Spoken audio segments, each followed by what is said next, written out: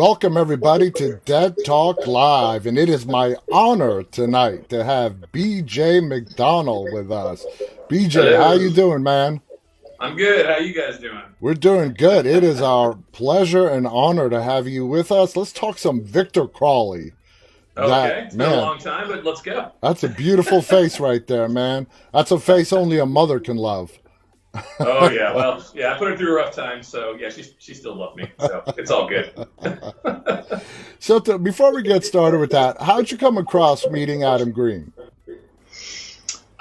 Basically, a friend of mine, friend Sarah Donahue, she was doing Hatchet, and she said that they were looking for a Steadicam camera operator guy, and she said, "Hey, come in and interview and meet, the crew." So, all right. So I did. I went in there. And basically just did an interview with the DP. I didn't meet Adam, first. I just went in for an interview with the director of photography. And we talked, and his whole main questions were like, hey, like, what kind of movies do you like? What's your favorite genre? That stuff, kind of see what I was into. And I was like, well, I'm a huge Nightmare on Elm Street fan. I'm a huge Clive Barker fan. I'm big on, like, the Halloween, anything John Carpenter also, like, huge Yeah, into that stuff. And so I guess while I was doing that, Adam was behind Will, the director of photography, going, hire him, because I think he was looking for someone that was actually going to be very excited about being in the, being a part of a horror film like that. It's more exciting when you have a crew member that yeah. actually has a love for the genre, the genre, and not just a paycheck. So that was it. And then I walked out, and it was funny because I saw Adam. He was smoking a cigarette out, and I thought he was like a crew member. I was like, "Hey man, how's it going?" He's like, "Hey man," and that was it. That was so. I guess I really didn't meet Adam. I just interviewed, and then I got the job. Got the There you job. go. Now this is you're talking about. This is for Hatchet 2, where you were the Hatchet 1, One, the Steadicam operator, right? the all operator. The, I mean, yeah, it was basically that whole movie was almost shot on Steadicam because we didn't have, we shot in basically the desert out here yeah, in California, and at night you can just throw moss up in trees, and it's like, hey, we're in Louisiana, because you don't have much detailed background because as soon as it gets exactly. dark, you're very limited, and if you have a very limited lighting package, you can't really open up that world. It's just here's your set piece that you can kind of light because your lighting is just limited, and you dress it to that. So that's how we did it. We shot it over at a place called Sable Ranch, and yeah, I ran around with a Steadicam, and we shot in 35 millimeter film, which is no longer what they shoot No, many movies anymore. So that was kind of cool. now it's all Camera digital. was like the heaviest camera you could actually get. So for me, it was just like a brutal, like, running up and down the forest during all nights. And every morning I'd have to drive home, and like I drive to location, and where I live, it's about 45 minutes without traffic there. So I would have to leave at, like, for a 6 o'clock call, like 2 o'clock Ooh, to get ooh. there. And because traffic was so bad. And then coming back in the mornings, I'd be hitting the people going, towards my True. house. Yeah, yeah. Oh man, that does sound brutal. So how does it go from getting on the first Hatchet, the camera, and then you getting your directorial debut in Hatchet 3? How did that all play out? Um, I mean, I don't know all the ins and outs really about, like, what the decision making process was in that. I just know that I don't know if Adam really wanted to do part three because I think part two was kind of a rough deal with Hmm. everything that went on, and he just wasn't pumped about it. So he had Adam had his whole thing going on, and he came up to me. I was shooting a movie in Boston, and he happened to be there, and we just went and played some putt putt and had some milkshakes, and he's basically like, hey man, because you've been a part of this team, since Hatchet 1 and Hatchet 2, why don't you, direct the third one? Because I was trying to move into directing anyways, and so he was Yeah. like, it'd be an awesome thing for you to get into. So that was it. I mean, really, I said, okay, as long as I could put my twist on it, and that was my whole thing. And Obviously it'd be Adam's script and his whole yeah. thing, but I wanted the look that I wanted to put with it. I wanted it to be darker. I wanted that Hatchet to feel a little darker, Mm-hmm. visually. I also wanted to expand the world a bit more than what we could do because in Hatchet 1, we shot in the desert, like I said. Hatchet 2, we shot on a soundstage with just, we just moved trees around. you know, Oh, look different. And obviously, the daytime exteriors, we went to Louisiana and shot like, a little bit there. Like, and then once you get in the swamp at night, it's all soundstage. okay. I didn't know that. That's good information. So, I mean, all those years being a camera operator, what was it like for you to step behind the camera and direct? Did you find it hard to sort of stay in your lane as director and not get involved with the camera people? Or did you, kind of get your fingers in all places? I learned a lot of lessons on that one because, look, as a camera guy, also I deal with the actors a lot. So I'm comfortable talking to the actors. Yeah. So that was never a big thing for me. It was really hard to let go on the camera side of things because if I wanted to do something, and it was hard to express like what I wanted to do, I'd just be like, give me the camera real quick, and then I would do it. And the budget was so low on that one. It was a very low budget that like I couldn't hire a Steadicam guy. So I actually all the shots in a Steadicam, I just threw my rig on and did the Steadicam shots, and then I'd have my buddies do the camera work and all that stuff. So it was a total thing. So I didn't exactly go hands off. All the Steadicam shit was mine. Are we able to cuss on the show? By the way, Yes, yes, absolutely. I Yeah, don't want to yeah. I don't want to offend No, no, anybody. this is So the I always internet. forget to ask. No, no, no, no FCC, oversight here. You're good to go. Okay, good. So yeah, that was it. I just, I would do the Steadicam stuff just because I couldn't afford an operator, and plus it's just easier for me to get what I want that way. But it's hard to actually operate the Steadicam and focus exactly on like what the actors are saying. So it was Exactly. me. That was a learning process of like watching framing, watching my steps, watching what's going on, but also making sure that I'm getting the performance from the actors that I needed. It was hard for me to juggle that, but I've learned to get better with that over time. So I think I'm I better at it. I watched Hatchet 3 again last night, to refresh on it. And I gotta say, it's this great blend of gore and humor. Uh, was that all in the writing, or was that your directing, would you say? I mean, was it half writing, half your directing? It was just a beautiful balance between the really funny stuff in the movie to the Yeah, kills themselves being really gory and bloody. You guys must have built a factory or something to make all that blood. I mean, damn. it was really the same effects. We had John Beegler on the first one, and then we had Robert Pendergraft who was with him on that, and then Rob took over and he started his own like effects company basically in his garage. So he was building just things in his garage to like do the effects. And we had a team there just basically with all the blood rigs and all that. My wife was also there. She was helping out because she's a makeup artist too. Uh-huh. Actually, she helped me out with so much stuff when we were down there prepping. Like she found like the locations for us because honestly, I didn't realize. When I said we're going to do this all in New Orleans, it's hard to find dry land there. Like that you can shoot on. It looks dry, but you step on step out there, it's really wet. Yeah. But and my wife actually, she helped me find actually a property where we could actually build the sets and do all that stuff. So she was a huge help. But she was also the makeup artist there, the beauty makeup, but she jumped in on the gore stuff also. So we had a lot of hands to do the spraying blood pumps and all that good stuff. So I felt good about all that. So. Was that like homage to, I don't know, Tarantino and Kill Bill with the blood spurting out whenever a limb is torn off or something like that? Well, you got to realize those movies are very silly, Yeah. and if you try to make it too serious, or too realistic, it kind of, in my opinion, kind of loses the fun out of it. It So if does. you're going to make a silly script, and a silly creature, when you're killing these people, it should be like completely over the top, like Yeah. just ridiculous, like so much fun.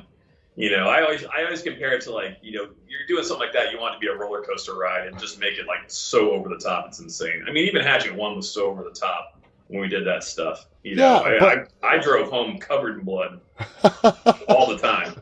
I stopped at gas stations covered in fake blood, and people would look at me that didn't know, that don't work in the film business. They'd be like, oh where'd my you come God. from? You Yeah. know, Who's in your truck? I think where a lot of movies go wrong, where they try to put the humor in a horror movie, is they try to stay too serious, like you just explained. You got to have some fun, right? And that's why I think, Hatchet 3, it was a great balance between the Thanks. gory kill scenes and the really funny ass humor in the movie. Um, you know, the funniest part for me is when they go to that guy's house, Oh, looking for the Sid. ash. Yeah, looking for the ashes. That for Yeah. me, that was hysterical. I love that part. What was the most fun you had shooting and directing Hatchet 3? Which scene, which sequence did you like the most? God, it's weird because there was a very big mixture of frustration and fun because of the timing that you had to make this movie. I mean, we had no time, we had no money, and we shot like the worst time where we had short nights. So it's like as soon as the sun went down, we had all these people to kill and all this stuff to do. It was really hard. But I mean, honestly, whenever we do any of the kills, I would say that's the most fun because it's hilarious. It was like, or even just like my whole thing was I wanted to have like a lot of real gunfire in it, like not real gunfire, but like squibs and blanks and Yeah, stuff like yeah. that because I wanted it to feel like, like a bigger movie, even though the budget was smaller than the first two. And so we really like, I wanted it to, I just wanted it to feel bigger. I wanted to have the realism of the guns and the actors being able to fire the guns and really react to the guns going off, and instead of like adding like CGI flashes. I mean, we were Exactly. shooting blanks all through that place. And the whole shed was like covered in squibs. So when they're blowing away that shed, I mean, the whole thing's just going up. And I also wanted to, I was so happy about like blowing up the house. That was my thing. I was like, I want to blow the house up. I want to destroy it because nothing looks cooler than people who are like monsters that are backlit by fire. And that was Exactly. I wanted that. That's probably my favorite shot of Kane is when he looks back and you see the fire behind him and all that stuff. And the rest of the movie, how it's just lit by fire. It's like I love how that is. Uh, I mean, it's hard to tell what the most fun part of that was. It was, I think maybe the most fun part of that was just like probably, I'd say the weekends blowing off steam with the crew, with like, the people I had with me, especially the people I brought along. That was the most fun, in my opinion, was like just letting Kicking off some back. steam Yeah. and then, before we had to go back into the suck. Yeah, gotcha. Now, I mean, Kane, who played Victor Crowley, Kane Hodder, he looked like he must have had a lot of fun, all bulked up. I mean, he's a big guy like you to begin with, right? Kane Hodder is this huge hulking man. I met him back in the '90s, and Yeah, then it's a you big put dude. then you put on this, Victor Crawley suit over that. And not only Yeah. that, you had Derek Mears in the movie as well, who I think also portrayed Jason Voorhees as Yeah. well as Kane Hodder. Did Yeah. I mean it looks like you guys just had a blast while you were shooting and behind the scenes as well. Did you? Yeah, I mean, it was a lot of fun. It was funny because like when you put all that stuff on Kane, it slowed him down because Wow. that makeup. This was the first time they actually used silicone compared to just using a latex mask. Okay. And the reason why Victor Crowley looks so good in the third one is because the facial movements and everything are silicone, so it looks like real skin. Yeah. It's not so fake looking. Not saying it was bad in the other ones, which is again you go back to the hey, this is what we're making. Yeah. We're making that throwback kind of thing. But I like the way we had Crowley look in this one a lot because it was just he looked more like a real creature. Yeah. Which and it's the silicone, but that also put a lot of weight on Kane, and it was hard. Towards the end of the night, we weren't on solid ground; we were on muddy ground that whole time. You're just eating his shit when you get done. So, he was a trooper. You know, It it, sounds like a trooper. Those sound like some pretty harsh conditions. it was the worst conditions, the worst. Now, let's talk about Danielle Harris, okay, who plays Mary Beth. Now, Danielle Harris took over the role in the second Hatchet movie. Do you know why the original actress who played Mary Beth did not do the second or the third Hatchet movies? I know Adam asked her to do it whenever that was it's Tamara. I remember he asked her to do it, and I don't know what was going on at the time, but it's hard for me to say if I can't even say like what was going on, but like I think it was an agent thing. She was starting to do other things, and I Yeah. think they were asking for like too much money, and I think that it was a whole just it was a deal like that. Like there was Okay. it was just it was something like that where it's just too much money. I think the agent was trying to like get part of the franchise that Adam had created, Oh, which no, was no. it wasn't even a franchise yet, but it was Yeah. And it was just a besides, Marvel influence. Danielle Harris, she was awesome. Hmm. She was awesome as Mary Beth, getting teased as poor white trash and Hmm. being that tough girl, fuck you, Yeah, go fuck yourself. yeah, I mean, that was hysterical. And, for a no budget movie that you just described, you had a really good cast to work with. yeah. Well, and that's the thing with the horror people. Like a lot of the horror actors, you can get a lot of them to come out and do these roles because they also love what you're doing. And when they know something's going to be seen or it's getting somewhat of a fan base, it's easier to get people like on board. Especially if especially if you already have something that's already been, like Hatchet One was already out, people were digging it. And then it just is, it's all exposure and another, good job for people, at that point. So I think that's kind of how we get those people, and Yeah, also it's friends, you exactly. know, And they all show their enthusiasm for the genre. yeah. Because I had met Derek like way before any of this stuff because I did MacGruber, and I met him on that because he had a little bit part on that. So I was like, and I was all super excited to meet him because I knew that he was the new Jason Voorhees, Yeah. and he's just a lovely guy. Like the guy, he's like the nicest guy in the world, even though he looks like he would rip your head off. Um, Jason Trost, who's the sheriff with the eye patch, that everybody's, he's a good buddy of mine. Which I actually later on brought him on to do a bunch of Slayer things that I did, and I love him. He's the best. He is like a true talent. I met Danielle, with basically, I think I want to say the Halloween movies, Yeah. Rob Zombie, because I think that's where I first met Danielle. I think maybe I think so. Yeah, I think That it was was Halloween one. 2006, 2007 is when the first Rob Zombie Halloween movie came out. Yeah, but we shot that like way before, Okay. and so and I, around. I mean, I can't. My timelines are all messed up, so Well, forgive me those who look on and look at dates. But I'm pretty sure that I met her on Halloween one. yeah. Is like first time. Yeah. I mean, you have worked on some amazing movies. And I think you're the perfect person to ask. Like, you directed what you describe as a no budget film in Hatchet 3, but you have been on the set as a camera operator for, like, Maverick, which is yet to be released, as well as some other big budget, The Conjuring, big budget films.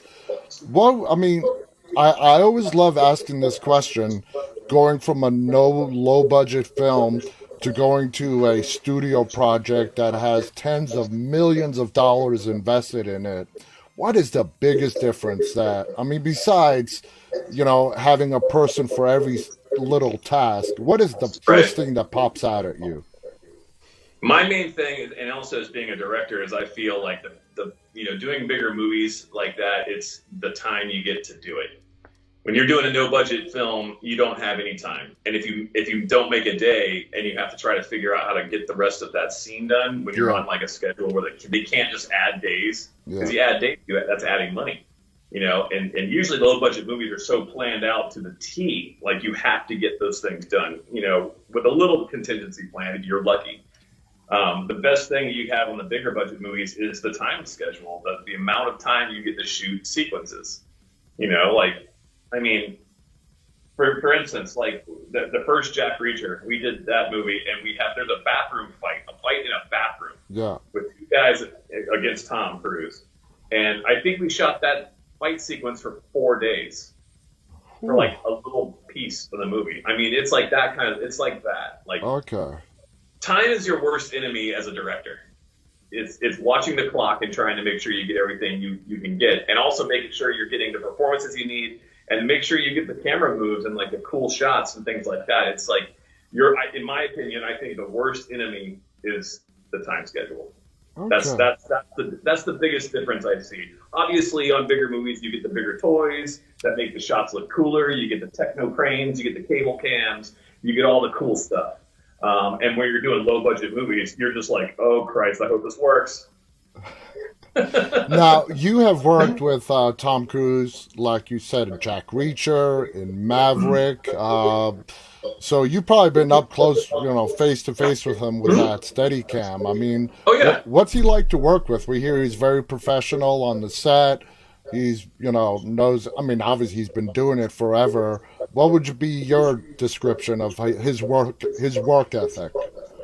Tom is all pro. He's very awesome to work with. You can count on him hitting his marks. Everything he does, he wants to make sure it's done like totally right. Like Yeah. it's planned, and he expects the crew to be there. He expects the people to get the shots to make sure it goes smoothly. To go, he's very professional, and you're working with him. You just have to be on your A game. To make sure you're getting what he wants and what the director wants and things like that. So that's the one thing with working with Tom. But he's, I love the guy. I think he's rad. He's in my opinion the last great actor Oh, because he can do anything. he can do anything. I mean, what other actors do you know that actually can do all this stuff? I Exactly. mean, everything. Look, I love the John Wick movies, and Keanu Reeves is rad. He's kicking ass with the gun stuff, and that's so impressive. But you go, okay, well, here's Tom Cruise. He's flying his own plane, or he's flying his own helicopter. There was moments when on Jack Reacher, me and my buddy Tommy in the AC, we were in the back of that car when he was driving through Pittsburgh, and he's basically like, strap in, guys, here we go, and he just crank it, and we were going through traffic and zipping. It was awesome, and because he's a stunt driver, precision stunt driver. Sorry, I tripped over my words. But that's the cool thing with him. But I think he's really the last of the best. Oh, You can't find another person that has the amount of talent that he has, acting wise, and also everything that he does, the stunts, all that stuff. He's rad. So that's all. And there's no slowing down in him. No signs of slowing down. He's just going to keep on going. It's like he's going to ageless. space. He's going to space. They're about to go to space to do a movie. And I'll say it right here. Sign me up. I'll get in the rocket. Let's go. So Steadicam. Now we had Russell Todd on our show. That's my agent. That's your agent, and he told us the whole story on how he formed because Steadicam operators had no representation. No. Yeah, and he's the one that started it, and he has like 50 guys. So what's it like having a rep like Russell and him, being there, getting you guys work and whatnot? Russell's awesome. Russell is like, to me, I feel like Russell's like my clip in my gun. He's I usually I'll get a call from production, or I'll get a call from the director of photography or whatever, do a movie or whatever, and I'm like, okay, yeah, we'll talk to my agent. Because the great thing about having the agent is that you don't have to deal with awful, like, trying to negotiate rates or trying to get to deal with the money side of things. Russell, when I let him go, he really he gets like killer rates for the jobs, things that I would feel criminal doing. And then also if something's not going right, I don't have to go up and be the bad guy. Russell's my bad guy. He's like my little Joe Pesci. So I just feel like, hey, Russell, so-and-so is not doing this. They didn't give me this, blah, blah, blah. Okay, I'll take care of it. Boop. And the next thing I know, it's being handled. And that's the great thing about having him, like doing that. Because when you're first starting off, you're the guy negotiating with producers. Mm-hmm. And honestly, I'll tell you, in the beginning of my career, I guarantee I got took so many times on certain things and for budgets and rates and stuff like that. That was just like, trying to get a job, or we're just making sure when you're hungry and you're trying to make a name for yourself, you take crappy rates when you first start. And I started out just trying to get my name out there and getting more footage for my reel. But then getting Russell was like, it really helped me out with, getting the proper rates and proper amounts that you're worth. Yeah, when he was on here and he was telling us the story, it just sounded like he did such a great thing by providing a service that was not there really before. No. There's not a lot of Steadicam agents. There's not. There's him and there's Wendy Schneider. Yeah. Those are like the top two. And maybe there's more now, I don't know, but like when I got with Russell, it was two. It was him and Wendy. Yeah. Now, Hollywood is a very unionized industry. You've got, of course, the Screen Actors Guild, the Directors Guild, the producers. Is there a guild for camera operators in Hollywood? Yeah, it's a yeah. I'm in three guilds. I'm in the Directors Guild. I'm in SAG, the Screen Actors Guild, and the Camera Guild is Local 600, IASI, Local Okay. 600. And so all the locals, for the film industry, they're all under IASI. What it's like 728s, the electricians, local 80s, the grips. Local 600 is camera operators, directors of photography, camera ACs, still photographers. So there's definitely a union for that. So everybody's covered except the PAs.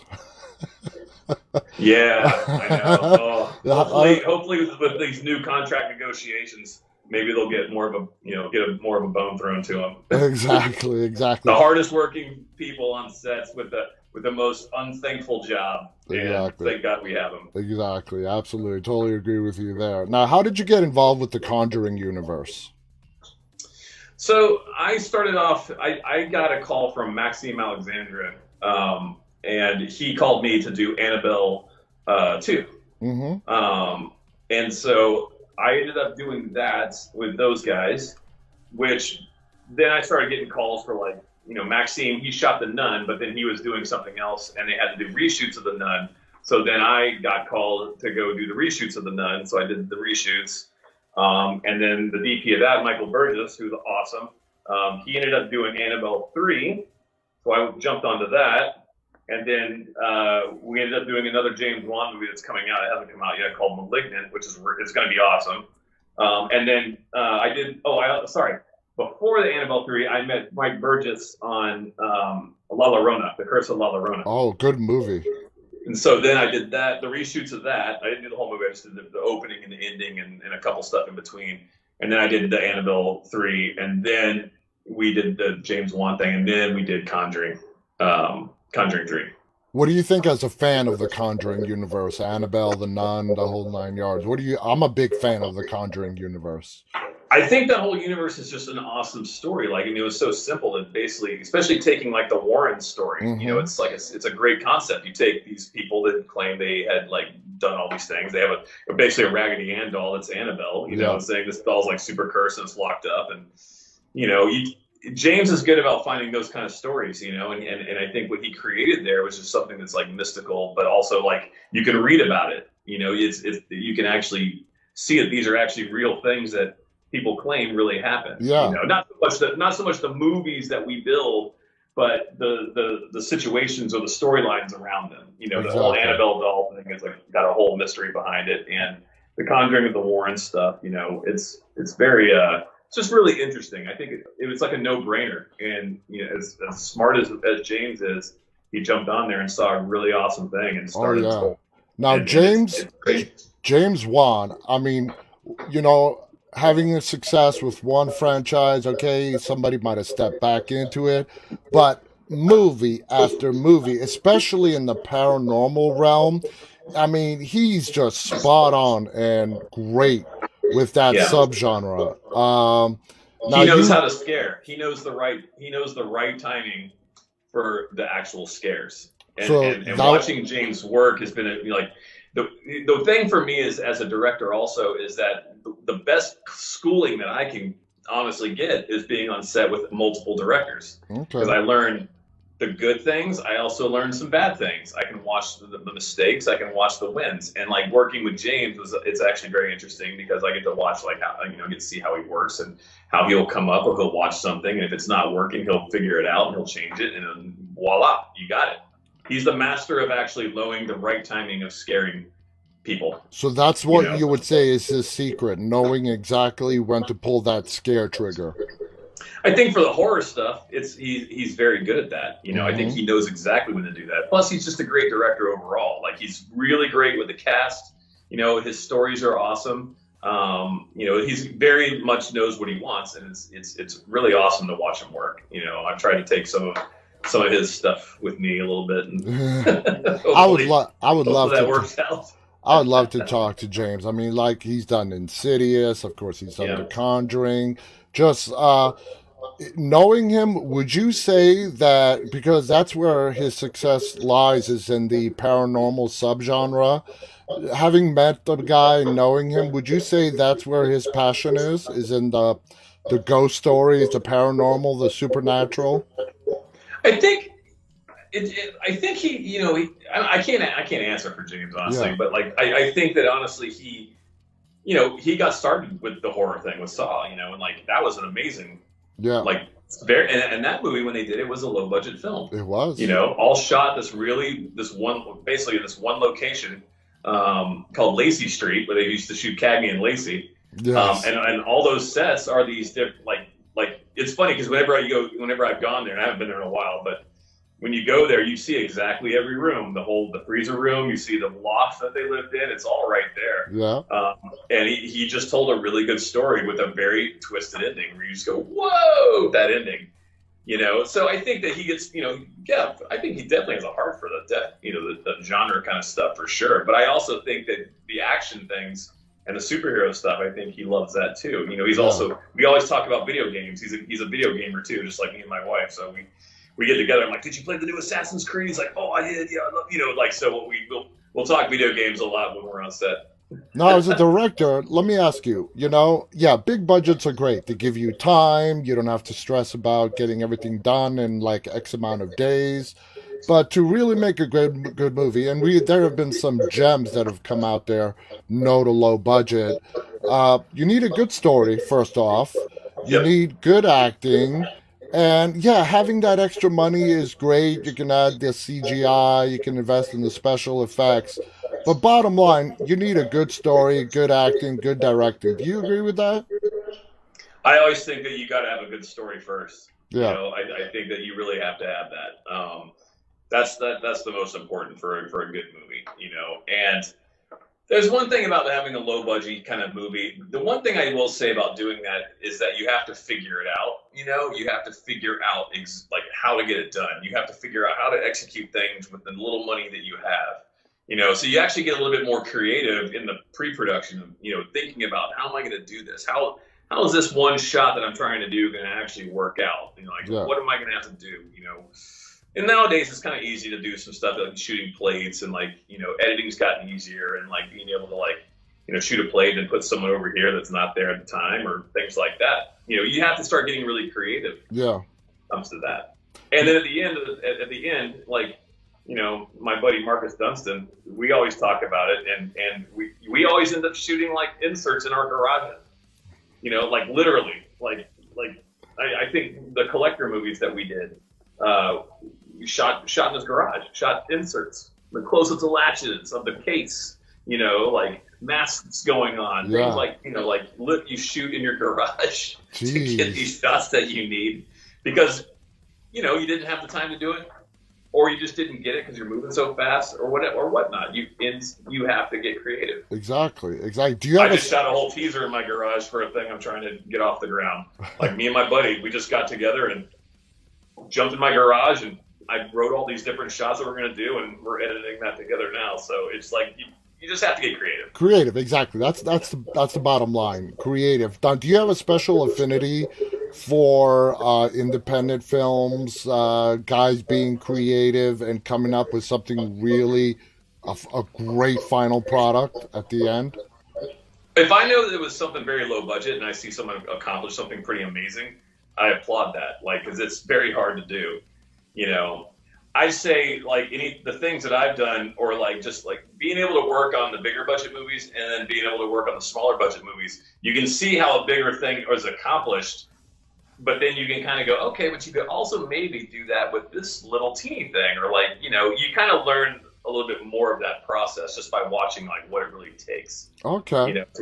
So it's pretty interesting, and also knowing Yeah. like I can do this later on if I just shoot this one thing, and then I can shoot this other thing later and just like paste it in there, like with VFX, because VFX has gotten better Oh over all yeah. the years. Oh yeah. Big Much time. better. Much better. Yeah. Now, a viewer just asked this, and I'm going to pass it on to you because it's a great question. If Okay. you had the choice to reboot any movie that you grew up with or like loved watching, what movie would you redo? as a director, like behind the camera? As a director behind the camera, to redo or reboot, I'm trying to And get like a really off a very off answer of a movie. I mean, deep down, I'd love to do an Escape from New York. You ooh, know, that's what I would love to do that because I just that like when I was in kindergarten, my mom would let me watch those movies, which is probably an awful parenting technique. taking But out John Carpenter there. oh yeah, I mean that's I love those movies. Geez, that's a really tough question. Like maybe Terror Vision. Oh God, yeah. I mean, there have been like so many great movies. I don't even know if you've heard this one. Jamie Lee Curtis, during her Scream Queen days, well, she still is a Scream Queen.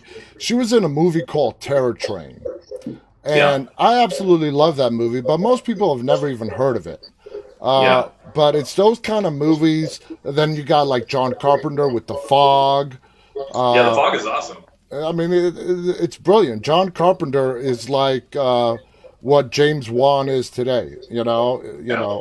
James Wan is on his way to becoming like a John Carpenter. He's not there yet because John Carpenter is legendary. I But don't know, man. I think James has gotten pretty big for like the amount of time he's been around. I mean, that guy's success story is pretty it's like one impressive. after the other, one after the other. Yeah, and it's awesome too because I also got to say he's an awesome guy, Yeah, like a lovely dude, like super nice, and I love watching when the good ones succeed. yeah. There's been plenty of bad ones that have succeeded that I've been around also. That I won't mention names, but you're just like, ugh, something's like, how does he keep going? Yeah. So take us back, all right? How did you start out? How did you get into the, camera operator, directing? Did you have like growing up an affinity for, making stuff, recording with a camcorder? How'd you get into Yeah. it? So basically, when I was a little kid, my grandfather was a Hollywood actor. Mm, His name was Leif Erikson. He did On the Waterfront. He had a TV show called High Chaparral. He was the dad in the first black and white Invaders from Mars that smacks the kid across the room. wow. Yeah. So he did like all these films. So as a kid, I used to go to like some of these little sets, like over in old Tucson where they did High Chaparral. He would walk me around, and it kind of sparked my interest in making movies. Um, and then me and my friends started pulling out the old VCR cameras. Like you probably remember. Like Oh yeah. I don't know how old you are, but I mean, Christ, I feel like I'm aging myself here. But like you would put the VCR in a backpack with the camera, with the cable, and like a motorcycle battery that would just power the thing up, and you're running around making like these movies in your backyard, and just you Yeah. and your buddy beat the crap out of each other. Some terrible concept. And I fell in love with just doing that. It started becoming kind of like a major passion for me. That like it was just like that's all I wanted to do was like start making these little short films. So I did that like all when I was really really young and coming up. And then I ended up kind of stopping doing that. And I was in a punk band and I started touring and tried to become kind of a punk rocker. Like thinking the money could have been there. So for 5 years The I next gave the up next of it. Kurt Cobain. Oh my god. Well, I don't want to end up like that, but No, no, no, no.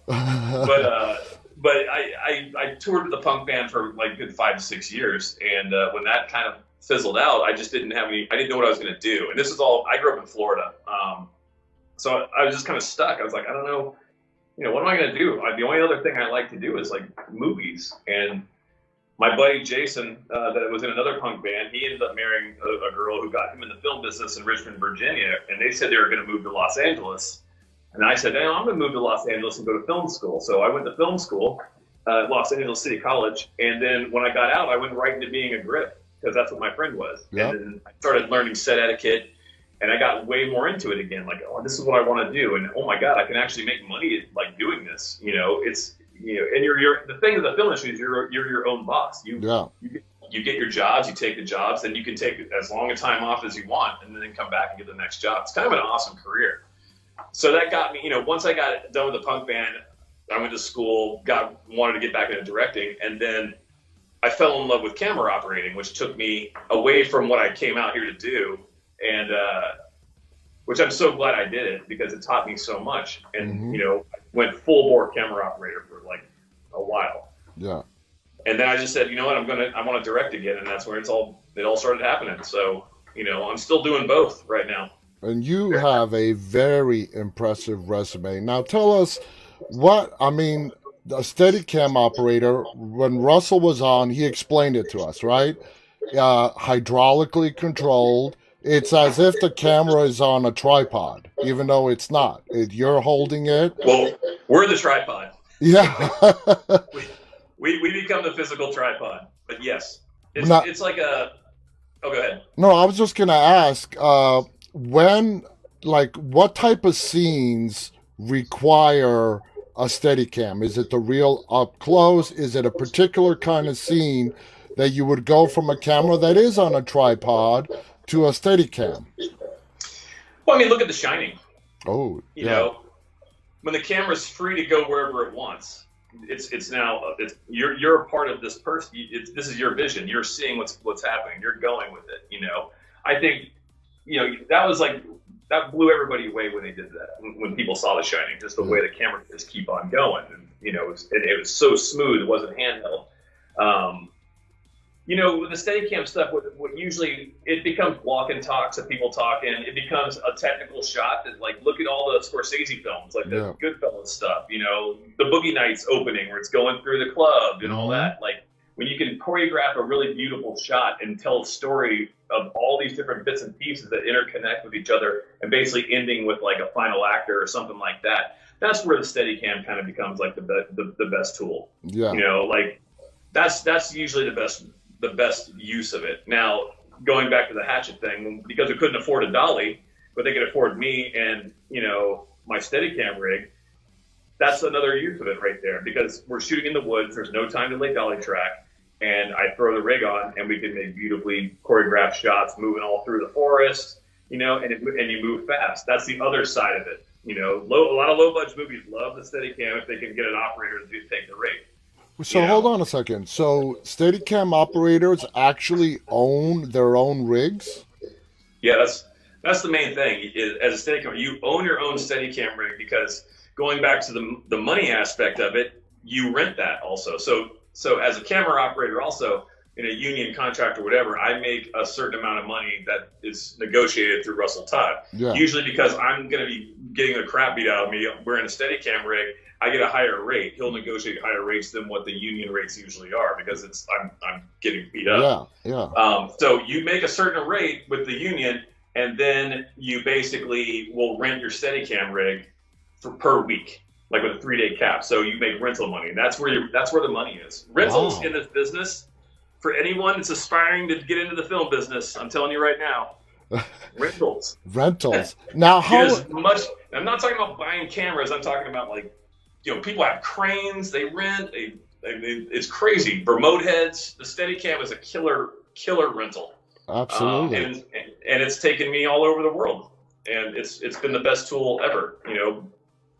I've lost an inch of height, but that's cool. How important would you say was film school, for example, in your career? Did you leave film school and say, you know what?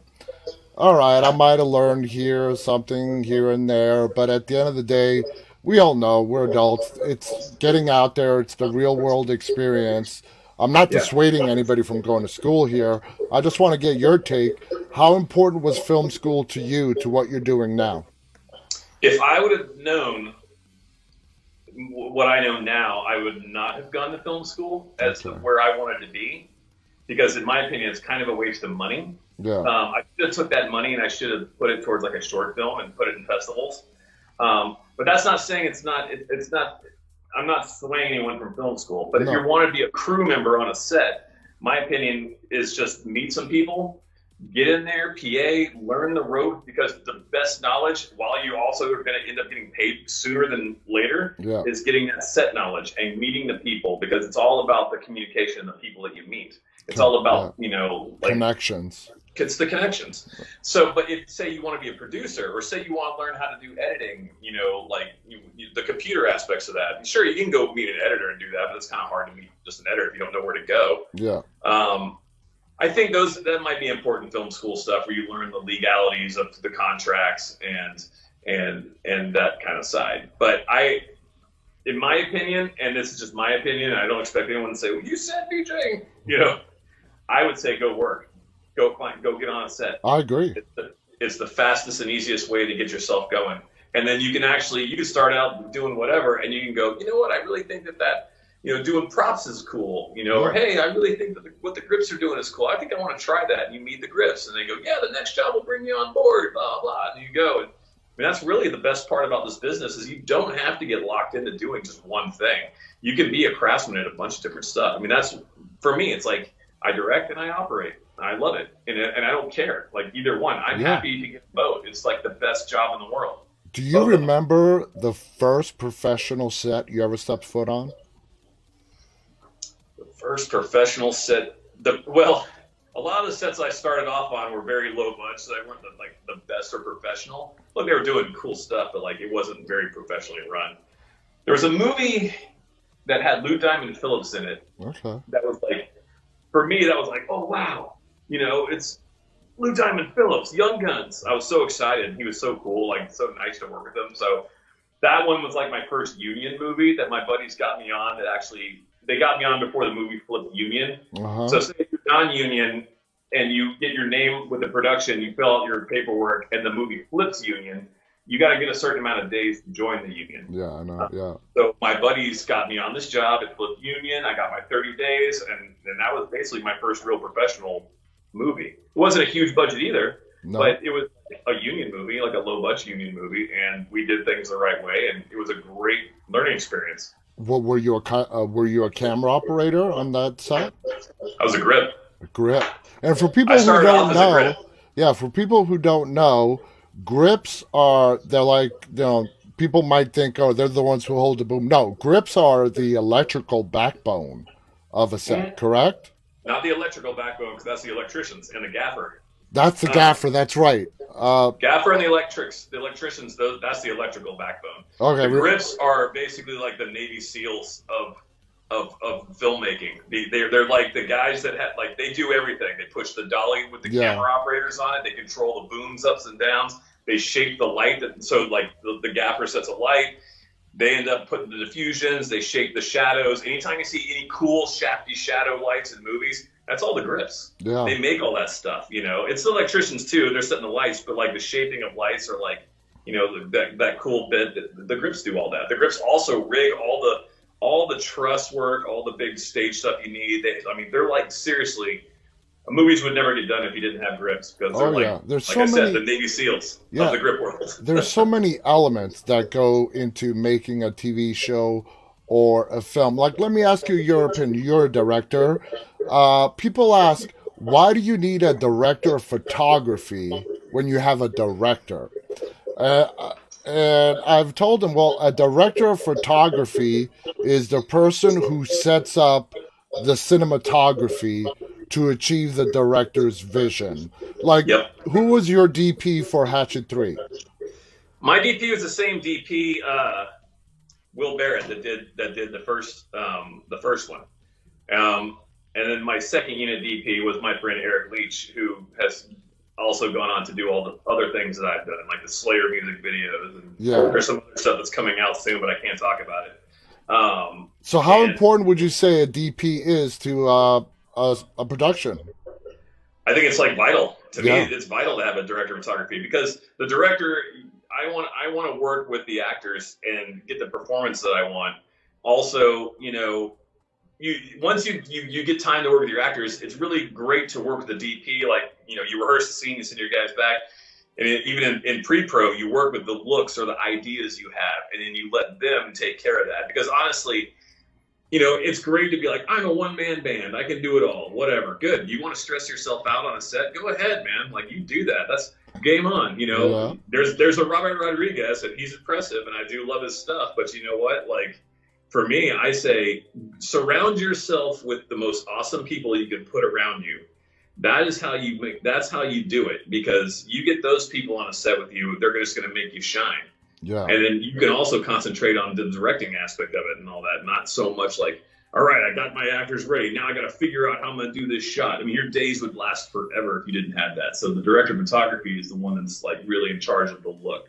Exactly. The look that you're going for, that you guys talk about in pre-pro, and the scenes you work out and like going to locations and talking about I want a crane over here for this one shot that I really want, or the steady cam going through the house, blah, blah, blah. Okay, great. So now that you know there's a steady cam that's going to have to go through the house, well, shit, I got to light this thing. Yeah. If the steady cam's going through a house, you got to hide all the lights. Yeah. Or you have to figure that out. So do you really want to sit there and be the director / I got to figure out where all the lights are, and also, my day's going away, oh shit, or do you want to be able to concentrate on what you want to do while you have the people around you that are going to really already pre-pro the shot and figure it out and make you look like a fucking rock star? Exactly. Right on. And that's what a lot of people don't realize. And that was me several years ago. People, as they're leaving the theater, watching the credits, and they see all these names, and they're like, why are so many people involved in making this 90-minute film? And they just don't understand the logistics that go behind it. Now, moving forward in your career,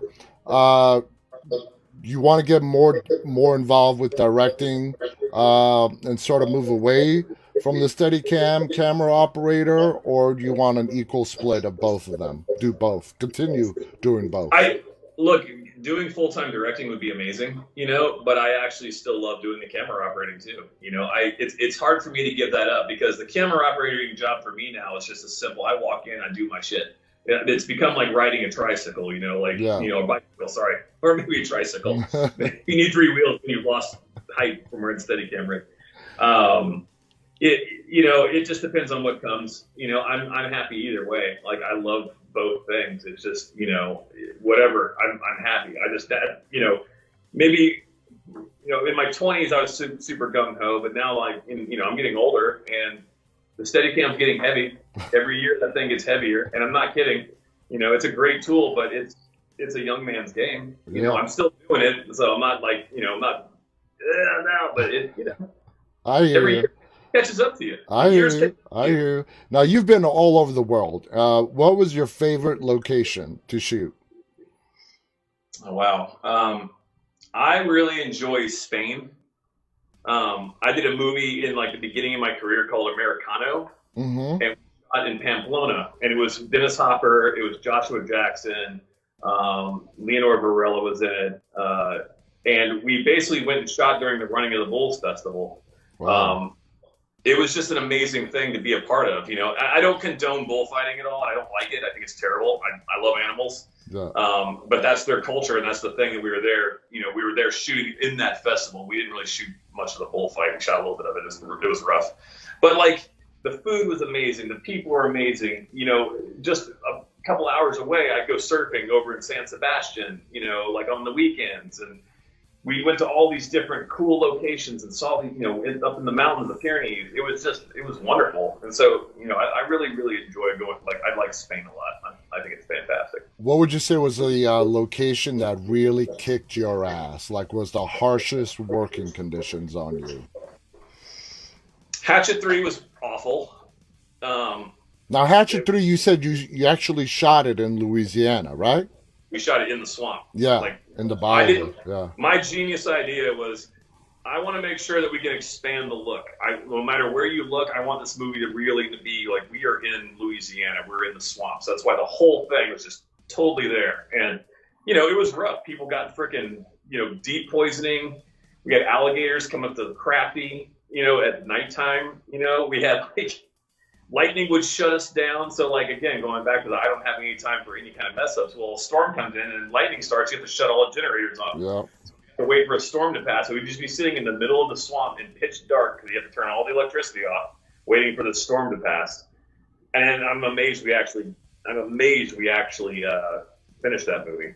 And also, like, I think maybe Louisiana is probably the harshest place that I've ever shot. Because I did a movie called Battle Los Angeles as a camera operator. Oh, yeah. In Shreveport and in Baton Rouge, mostly. We shot a little bit out in California, just like some beach stuff and all that. But my God, it was absolutely the most horrific heat. We had this freeway set, and it was just like nonstop gunfire. I have scars like from brass going into my knee pads and like burning me while we're shooting.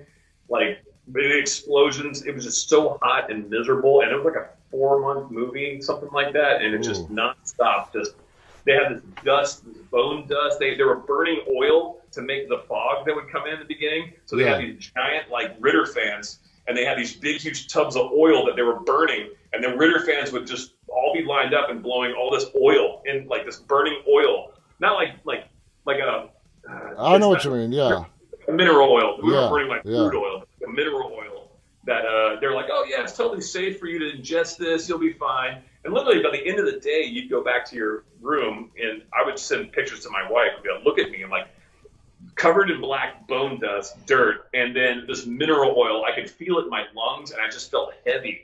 Like every single day, I was like, oh, just Oh beat up. man. It's absolutely that was. I think Louisiana might be one of the hardest places to shoot at. But I mean, I love the food. I And like you the people. know, you're not the first person, director that I've heard say that. Dude, it's so hard.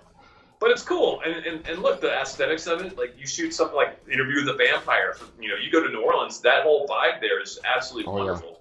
It's such a great thing. I love the look of it. Like there's some wonderful places, some really neat looking stuff. But You can't go replicate shoot it in it. wintertime.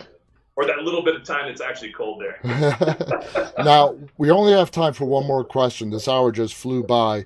What do you attribute the cult following that the Hatchet movies have that make it so appealing? And it does have a big cult following. Victor Crawley. What do you think it is? What do you think is the magic behind the Hatchet series that Adam came up with? I mean, honestly, let's be real. It's movies with murder and killing, and you come up with it's like what makes Friday the 13th so cool? The The kills. kills. Exactly. What makes what makes Michael Myers so cool? The The kills. kills. I mean, yeah, there's a cool story there, Yeah. but really, people are going to these movies to see something like the kills and just go whoa. And I think that's really the same. It's just a formula that you follow, which it works. You want to do cool kills, and a little bit of comedy can go a long way too. And Hmm. I think that's what really boils down to is just trying to like combine those things and do it right. And the horror fan base is so big. And it's just people want to see blood and gore. And Yeah. if you do it right, you do some funny stuff or do some really impressive kills. You're always gonna have a fan base, Exactly. and it's a lot of fun. Even shooting the things are so much fun, especially when they go right. And that's why I think Hatchet was so great. And like I said, at the beginning, it was a great balance of humor and a hell of a huge body count. I mean, come on, let's admit, even in the Friday the 13th movies, the Halloween, you don't get body counts in the 30s and 40s like Victor Crawley does.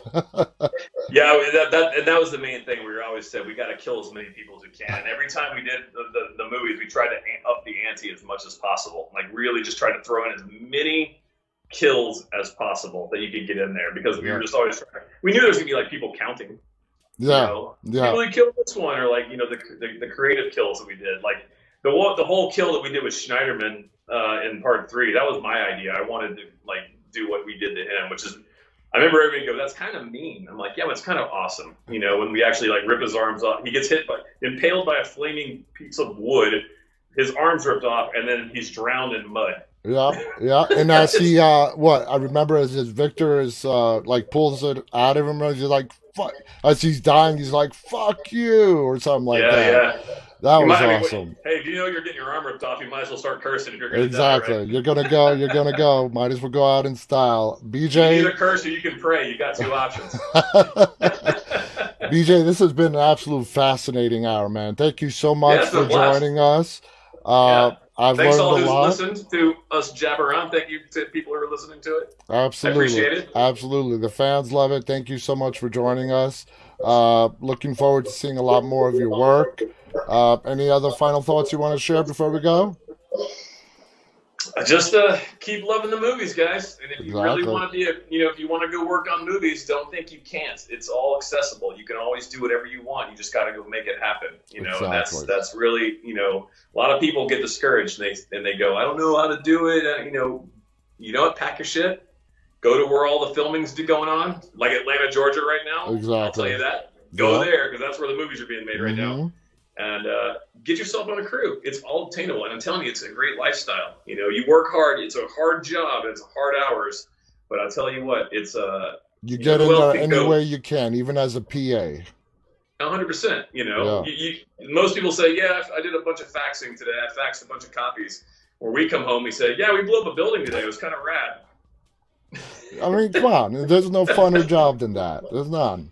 Anyway, 100%. thank you so much, guys. Thank you so much for tuning in.